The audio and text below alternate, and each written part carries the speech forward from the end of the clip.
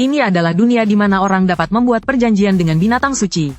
Setiap orang memiliki hewan kontrak mereka sendiri. Ada yang mengontrak paus iblis laut dalam, dan menjadi kaisar laut, menguasai semua lautan di dunia. Ada juga yang mengontrak Phoenix kristal es, dan dapat mengendalikan kekuatan es dan salju, menjadi penyihir es yang ditakuti semua orang. Namun, pria yang disebut dunia sebagai dewa iblis darah penjara ini, memiliki hewan kontrak berupa anjing tanah kecil yang lucu dan menggemaskan, yang hanya bisa berputar 360 derajat dan kentut.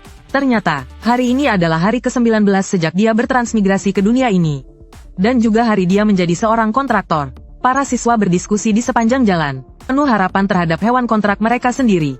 Kemudian, sebuah menara hitam runcing muncul di hadapan semua orang. Hansi hanya melirik menara hitam itu, dan kesadarannya tiba-tiba berada di ruang spiritual. Menara kontrak bertanya padanya, apa yang dia inginkan? Hansi langsung menjawab bahwa dia menginginkan kekuatan. Kekuatan untuk menjelajahi dunia ini.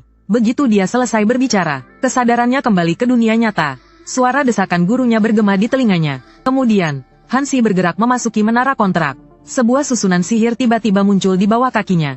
Detik berikutnya, susunan sihir memancarkan cahaya yang menyilaukan, dan memindahkannya ke aula kontrak di dalam menara. Hansi menggigit jarinya, dan meneteskan darahnya ke altar. Seketika, altar memancarkan seberkas cahaya ke langit. Kemudian, gelembung-gelembung air yang tak terhitung jumlahnya jatuh dari langit. Hansi terkejut melihat ini. Katanya setiap orang hanya akan mendapatkan 5 makhluk. Tapi kenapa tiba-tiba muncul ratusan? Saat itu, sebuah gelembung merah di langit, memberinya rasa keakraban yang aneh. Dia mengulurkan tangan dan meraih gelembung itu. Dalam sekejap, aula mulai bergetar hebat. Kemudian, cahaya merah memancar dari tangannya. Sebuah tanda yang tampak seperti anjing kecil muncul di telapak tangannya. Namun, di luar menara kontrak, sudah terjadi fenomena langit dan bumi yang aneh. Guru Hansi menunjukkan ekspresi lega. Pemandangan ini belum pernah terjadi sebelumnya. Hansi ini, sungguh menakutkan. Para siswa terkejut melihat ini. Mereka semua menebak-nebak hewan suci apa yang telah dikontrak Hansi. Beberapa dari mereka iri padanya. Sementara itu, para pejabat tinggi di samping wali kota datang untuk memberi selamat. Namun, wali kota tetap tenang, dan meminta semua orang untuk tidak menyebarkan berita ini. Hanya menunggu dan melihat saja. Saat semua orang berpikir, seorang kontraktor tingkat atas akan segera muncul. Hansi sendiri tidak berpikir demikian. Karena hewan kontraknya hanyalah seekor anjing tanah kecil. Persis sama dengan yang dia pelihara di kehidupan sebelumnya. Meskipun hanya mengontrak anjing tanah kecil, Hansi tidak membencinya. Baginya, segala sesuatu memiliki alasan untuk ada. Namun, saat dia baru saja meninggalkan menara kontrak, tiba-tiba sebuah sistem muncul di hadapannya. Selamat kepada tuan rumah, berhasil mengikat kontrak dengan binatang suci, anjing pemakan langit. Dan karena Hansi berhasil mengikat kontrak dengan binatang suci pertamanya, sistem memberinya hadiah pemula. Keuntungan tak terduga ini membuatnya sangat gembira. Kemudian dia menutup sistem, berniat untuk mempelajarinya lebih lanjut di asrama. Saat itu, Hansi keluar dari menara dengan aura membunuh yang kuat. Orang-orang di sekitarnya ketakutan melihatnya. Tetapi ketika mereka melihat binatang kontrak Hansi hanyalah seekor anjing kampung, mereka langsung tertawa terbahak-bahak dan mengejeknya. Namun, Hansi tidak peduli dengan ejekan mereka, dan terus berjalan lurus ke depan. Saat itu, seorang pria muncul di hadapannya, dan mengatakan bahwa dia seperti tikus gat, yang harus kembali ke selokan. Lalu dia memanggil binatang suci miliknya, berniat untuk mematahkan kaki Hansi, dan membuatnya merangkak keluar dari sekolah. Behemoth, raja keserakahan yang legendaris, hanya dengan sekali tatapan dari anjing kampung kecil ini, langsung roboh tak bergerak di tanah. Barusan, Hansi baru saja mengikat kontrak dengan binatang suci pertamanya, yang ternyata adalah seekor anjing kampung. Melihat hal itu, orang-orang mengejeknya. Wang Kaiyan berdiri di depannya, dan menghinanya sebagai tikus gat, yang tidak pantas menjadi seorang pelatih kontrak. Lalu dia memanggil binatang sucinya, Behemoth, dan berniat mematahkan kaki dan tangan Hansi. Namun, dia tidak tahu, bahwa anjing kampung kecil yang dilihatnya, adalah anjing pemakan langit, binatang suci kuno. Saat Behemoth menerjang Hansi, mata anjing kampung kecil itu memancarkan aura membunuh yang dahsyat. Sebuah tombak tak terlihat menembus jantung Behemoth. Seketika, Behemoth pingsan di tanah. Wang Kaiyan, dengan wajah cemas, mendekat untuk memeriksanya. Saat itu, wali kelasnya tiba di tempat kejadian, dan memarahinya habis-habisan. Jangan terlalu sombong hanya karena mengikat kontrak dengan binatang suci. Meskipun kau mengikat kontrak dengan binatang suci, kau tetap tidak akan mencapai banyak hal. Kemudian Hansi bertanya pada anjing kampung itu, apakah ia yang melakukan hal tersebut. Namun, anjing itu hanya bertingkah manja di kaki Hansi. Melihat itu, siswi di sebelahnya menunjukkan tatapan iri, dan memohon agar Hansi membiarkan mereka mengelus anjing itu. Hansi dengan murah hati memberikan anjing itu kepada mereka. Lalu gadis itu bertanya pada Hansi, apakah dia sudah memikirkan nama untuk anjing itu? Hansi langsung menjawab, karena dia anjing kampung, kita panggil saja dia Daoge. Nama itu membuat teman-temannya tertawa terbahak-bahak, dan memuji nama yang diberikan oleh sang murid pintar. Saat itu, Hansi menyadari ada seseorang di belakangnya. Ketika dia menoleh, dia melihat Jiang Xiaonan memberinya isyarat semangat. Hansi mengangguk pelan, dan tersenyum lembut. Kemudian dia membuka sistem, dan menemukan bahwa setiap peningkatan kekuatan binatang kontrak akan dikembalikan 10 kali lipat kepada pelatih kontrak. Pantas saja Hansi merasa kekuatannya bertambah. Saat itu, ketua tim tempur akademi datang menghampiri mereka. Wali kelas bertanya apa tujuan mereka datang. Kapten Zhang maju untuk menjelaskan. Mereka tertarik ke sini karena fenomena aneh di Menara Hitam, dan sekalian mencari bibit unggul lebih awal. Wali kelas mengingatkan mereka untuk tahu batas. Jangan sampai menakuti murid-muridnya. Lalu ia berbalik dan menjelaskan kepada para murid. Mereka datang hari ini untuk memilih anggota tim inti. Dia berharap semua orang mempertimbangkannya dengan baik. Jangan membuat keputusan gegabah. Tiba-tiba Xiao Yining memanggil Jiang Xiaonan yang hendak pergi. Dia bertanya apakah Jiang Xiaonan bersedia bergabung dengan tim pencari kedua. Jiang Xiaonan menolak ajakan tersebut. Karena makhluk kontraknya hanyalah sebatang rumput kecil. Detik berikutnya, Xiao Yining memanggil makhluk kontraknya. Dia berkata, itulah yang aku inginkan darimu. Makhluk kontraknya, seekor ular berbisa, membuka taringnya dan menyerbu ke depan. Melihat itu, Jiang Xiaonan dengan cepat meletakkan rumput kecil itu di dadanya untuk menangkis serangan. Tanpa diduga, rumput kecil itu tiba-tiba mengeluarkan beberapa helai daun, dan langsung memotong ular berbisa yang menyerang menjadi beberapa bagian. Adegan ini mengejutkan semua orang di sekitarnya. Jiang Xiaonan tercengang. Apakah ini masih rumput kecil yang lemah itu? Kemudian Xiao Yining mendekat lagi. Dia memintanya untuk mempertimbangkan bergabung dengan timnya. Saat ini, Jiang Xiaonan hanya ingin satu tim dengan Hansi. Jadi dia meminta Xiao Yining memberinya waktu untuk berpikir. Xiao Yining menyetujuinya. Lalu dia pergi. Saat ini, Jiang Xiaonan dikelilingi banyak orang. Mereka iri padanya karena dipilih oleh senior. Sementara wali kelas memikirkan makhluk kontraknya. Mungkinkah itu tanaman mutasi yang belum ditemukan? Tiba-tiba dia teringat fenomena aneh tadi. Mungkinkah itu disebabkan oleh rumput kecil tingkat monster miliknya? Orang lain memulai dengan bakat tingkat SSS yang sangat langka, dan bisa membunuh dewa dengan satu tebasan. Atau memulai dengan mendapatkan teknik bela diri yang tak tertandingi, dan langsung menjadi dewa abadi. Tapi pria yang disebut dewa iblis berdarah ini, hanya diberi seekor anjing tanah kecil oleh sistem di awal. Dia harus mencari cara untuk menjadi kuat sendiri. Barusan, Hansi kembali ke kamar asrama bersama Daoge. Lalu dia membuka paket hadiah pemula dari sistem. Sistem menampilkan sekantong makanan anjing dan sebuah buku. Tapi dia tidak mengerti apa gunanya buku perawatan pasca persalinan babi betina. Apa manfaatnya baginya? Sistem langsung menggantinya dengan buku lain, dan bilang tadi salah ambil. Sebagai kompensasi, sistem memberinya 99 kantong makanan anjing. Lalu Hansi mengambil buku panduan memelihara anjing penelan langit. Dia mengeluh betapa tidak teliti sistem ini. Lalu dia mempelajari panduan tersebut, sambil memberi makan Daoge. Tanpa diduga, Daoge malah ingin menelan lengannya. Hansi menatapnya dengan jijik. Melihat panduan memelihara anjing penelan langit, Hansi merasa Daoge tidak seperti anjing penelan langit. Lebih seperti anjing husky. Tiba-tiba sistem muncul. Tak disangka, satu makanan anjing membuatnya naik ke level 7. Hansi bertanya apakah dia masih mau makan. Daoge menatapnya dengan penuh harap. Menunggu Hansi memberinya makan. Lalu Hansi menggendongnya menunjukkan kalau dia ingin makan makanan anjing. Harus berlatih dengan baik bersamanya. Kemudian, mereka berdua pergi ke lapangan latihan. Saat itu, seorang kakek di samping melihat mereka, dan memberi Hansi ekspresi penuh arti. Setelah itu, Hansi membawa Daoge berenang. Lalu mereka mulai latihan lari jarak jauh. Setelah latihan aerobik, mereka berdua sudah sangat lelah. Namun, Hansi merasakan peningkatan yang diberikan oleh hewan kontraknya. Inilah alasan mengapa dia datang ke gym untuk berlatih. Kemudian saat mandi, dia memanggil sistem untuk melihat seberapa kuat tubuhnya. Terlihat semua nilai statistik tubuhnya meningkat lebih dari 10 kali lipat. Lalu dia segera menggendong Daoge, dan berkata, memilikimu adalah keberuntunganku. Tapi Daoge bisa menghabiskan 93 kantong makanan anjing dalam 3 hari. Hansi memperkirakan dompetnya akan menderita. Dia berencana untuk membeli beberapa makanan untuk persediaan, sekaligus memberi kabar ke keluarganya. Karena pengaruh kabut, sekarang hanya bisa berkomunikasi melalui telepon rumah. Tiba-tiba seseorang memanggil Hansi dari belakang. Terlihat seorang berambut pirang, berjalan ke arahnya dengan 2 anak buahnya, dan memasukkan uang 100 ke sakunya. Gerakan kecil ini kebetulan terlihat oleh Hansi. Maka dia bertanya untuk apa mencarinya. Apakah ingin mengajaknya mencari uang? Si rambut pirang mengatakan adiknya sedang menunggunya di gang gelap. Mengatakan bahwa dia telah mencarinya di luar seharian. Setelah selesai bicara, dia segera pergi. Kata-kata ini membuat Hansi curiga. Berpikir adiknya sangat penakut. Bagaimana mungkin dia datang sendiri? Meyakini ini kemungkinan besar adalah balas dendam Wang Kaiyan. Namun Hansi tetap berjalan menuju gang gelap, berencana untuk menghabisi mereka. Saat itu Dao Ge tiba-tiba menggeram ke depan. Detik berikutnya, seekor kelelawar tiba-tiba muncul di belakang Hansi. Lalu seorang preman muncul dari gang gelap, menyuruhnya menyerahkan hewan kontraknya. Mungkin akan membuatnya mati dengan cepat.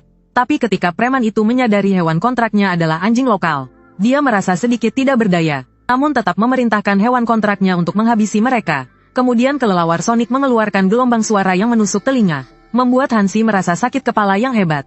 Saat preman itu mengira dia akan berhasil, terlihat Dao Ge memancarkan aura darah ke seluruh tubuhnya. Kemudian aura darah itu berkumpul menjadi binatang pelalap langit, menatap tajam preman itu. Meskipun anjing lokal kecil ini terlihat lucu dan menggemaskan, diam-diam dia adalah binatang dewa kuno, anjing pelalap langit. Baru saja, Hansi mengira Wang Kaiyan menjebaknya, jadi dia pergi ke gang gelap, dan memutuskan untuk menghabisi mereka. Namun tanpa diduga diserang oleh preman itu. Ketika preman itu mengira Hansi akan menjadi mangsanya, namun dia tidak tahu bahwa dirinya lah yang akan diburu. Terlihat Dao Ge memancarkan aura darah ke seluruh tubuhnya. Seketika, aura darah itu berkumpul menjadi binatang pelalap langit dan tiba-tiba muncul. Saat itu, Hansi membanting kelelawar Sonic ke dinding, wajahnya berubah muram. Kukira aku bertemu lawan yang tangguh, tapi ternyata hanya mangsa yang datang sendiri. Begitu kata-kata itu terucap, preman itu memuntahkan darah karena marah. Lalu, ia melancarkan pukulan kuat ke arah Hansi, berniat bertarung sampai mati. Namun saat itu, aura pembunuh memancar dari seluruh tubuh Hansi. Ia melancarkan tangan penghisap jiwa ke perut preman itu. Seketika, beberapa tulang rusuk preman itu remuk. Bersamaan dengan semburan darah, kesadarannya mulai menghilang. Tapi serangan Hansi belum berakhir. Ia langsung meraih sayap kelelawar suara iblis, dan merobeknya. Lalu ia membantingnya ke tanah, dan mematahkan sayapnya yang lain. Adegan berdarah ini membuat preman itu ketakutan. Hansi memancarkan aura pembunuh yang mengerikan, dan perlahan berjalan ke arahnya. Melihat itu, preman itu memberitahu alamat rumah dan keluarganya, berharap itu bisa menyelamatkan nyawanya. Hansi menatapnya dengan jijik. Sepertinya kau belum paham situasimu sekarang. Lalu ia menginjak dan mematahkan kaki preman itu, lalu menyeretnya ke gang gelap, berniat mematahkan semua anggota tubuhnya. Komik cumi kecil. Tiba-tiba seseorang berteriak dari mulut gang, menyuruhnya berhenti. Orang itu adalah Xiao Yining, kapten tim pencarian kedua. Ia langsung memanggil roh kontraknya, dan meminta keduanya untuk tidak bergerak. Hansi melangkah maju untuk menjelaskan. Senior, tanyakan saja padanya, dialah yang memancingku ke sini. Xiao Yining bertanya pada preman itu dengan wajah bingung. Apa yang dikatakan Hansi benar? Preman itu langsung mengangguk. Aku yang mulai duluan. Aku ingin merampas roh kontraknya. Cepat bawa aku pergi. Penjarakan aku juga tidak apa-apa. Xiao Yining bertanya pada Hansi. Apa yang dikatakannya benar? Hansi menjawab dengan santai. Senior, kau juga mendengarnya. Aku hanya membela diri. Kata-kata ini membuat Xiao Yining terdiam. Ini lebih seperti pembelaan diri yang berlebihan. Preman itu masih memohon agar Xiao Yining membawanya pergi. Lalu ia tiba-tiba menyadari. Tubuhnya perlahan membatu. Mata Xiao Yining penuh dengan niat membunuh. Regimen kami tidak punya tempat untuk sampah seperti ini. Lalu ia menghancurkan kepala preman itu dengan tendangannya. Kemudian ia berkata dengan santai kepada Hansi. Karena kau tidak salah, masalah ini selesai sampai di sini. Hanya kita berdua yang tahu. Adegan ini mengejutkan Hansi. Ia tidak tahu apakah wanita ini kawan atau lawan. Xiao Yining mengingatkannya, roh kontrak itu bernilai puluhan ribu. Pikirkan sendiri cara menanganinya. Kata-kata ini kembali mengejutkan Hansi. Kelelawar jelek itu ternyata bernilai puluhan ribu. Orang tua bekerja keras selama setahun, belum tentu bisa menabung puluhan ribu.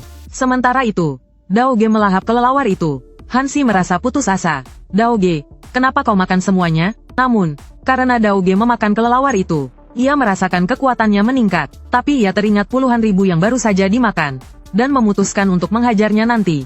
Ini adalah dunia di mana orang bisa membuat kontrak dengan binatang suci.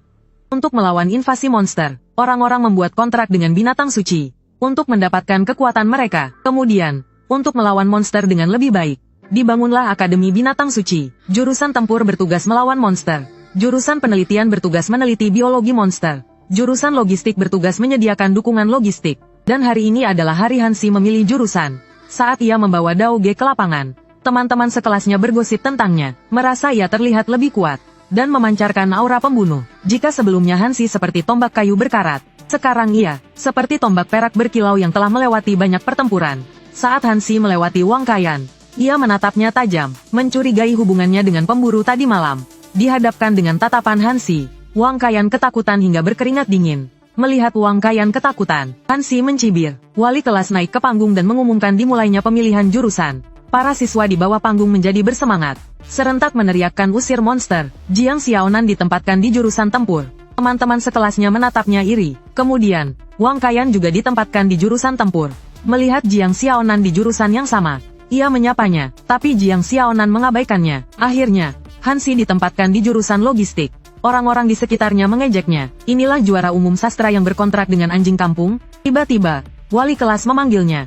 Mengatakan karena nilainya bagus, akademi memutuskan untuk memindahkannya ke jurusan penelitian. Tapi Hansi menolak tawaran wali kelas. Mengatakan ia lebih suka masuk jurusan logistik. Teman-teman sekelasnya mengira ia gila.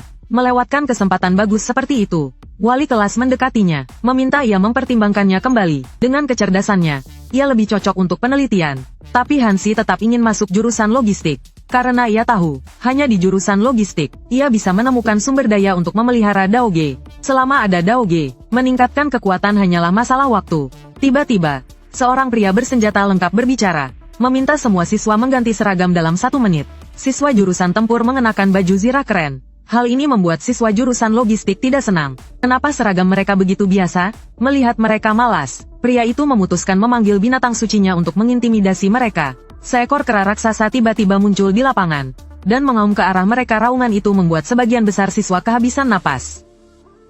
Pria itu berkomentar bahwa siswa baru angkatan ini terlalu lemah. Namun, 2 orang menarik perhatiannya. Hansi dan Jiang Xiaonan berdiri tegak di tempat. Pria itu kemudian menarik kembali bis kontraknya. Dia memperkenalkan dirinya sebagai Long Yan, kapten tim kedua jurusan pertempuran. Aktivitas monster semakin sering terjadi. Kekuatan umat manusia untuk melawan monster perlahan melemah. Sekarang tidak ada waktu bagi kalian untuk tumbuh.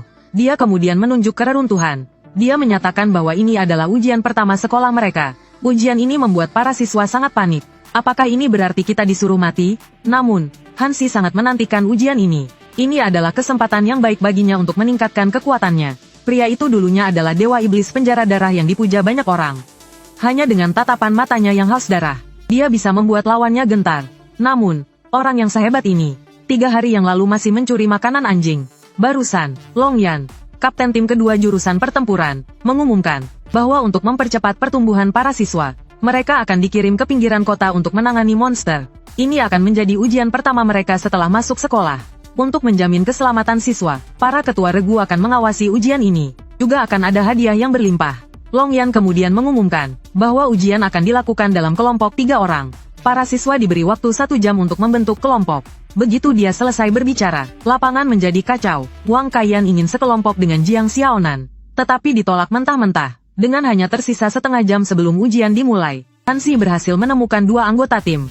Bis kontrak gadis itu adalah rusa plum kelas C. Sedangkan bis kontrak pria itu adalah angsa berkepala singa kelas C. Gadis itu menatap angsa berkepala singa, ingin langsung memakannya. Pria itu segera memeluk angsa berkepala singanya. Di tengah pertengkaran mereka, Hansi mengatakan bis kontraknya adalah anjing tanah kecil kelas F. Pria itu melihat semua orang sama lemahnya, jadi dia memutuskan untuk menjadi kapten. Setengah jam kemudian, para siswa dipindahkan ke zona kabut di pinggiran kota. Kedua rekan tim Hansi bertingkah seperti sedang piknik. Penasaran dengan sekeliling mereka, Hansi menghela nafas. Dia berpikir bahwa mengandalkan timnya adalah mustahil.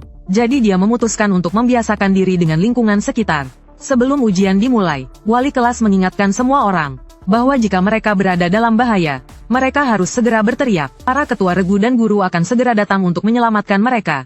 Daoge tiba-tiba berlari ke dalam kabut.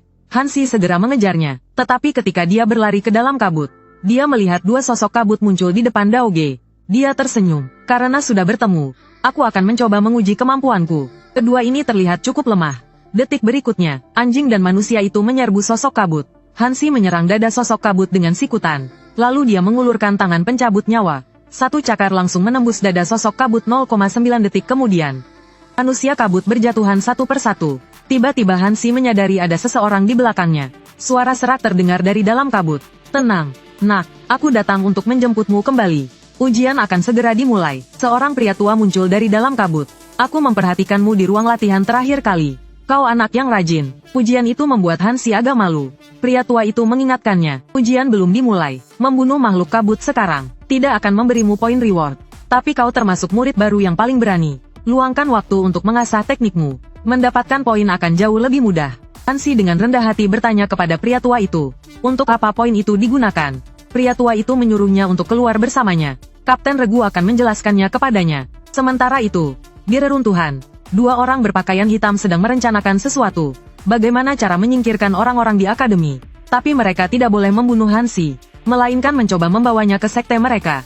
Saat itu, seorang pria berambut putih tidak bisa menahan ketidaksabarannya. Kecuali dia, aku bisa makan sisanya sesukaku, kan?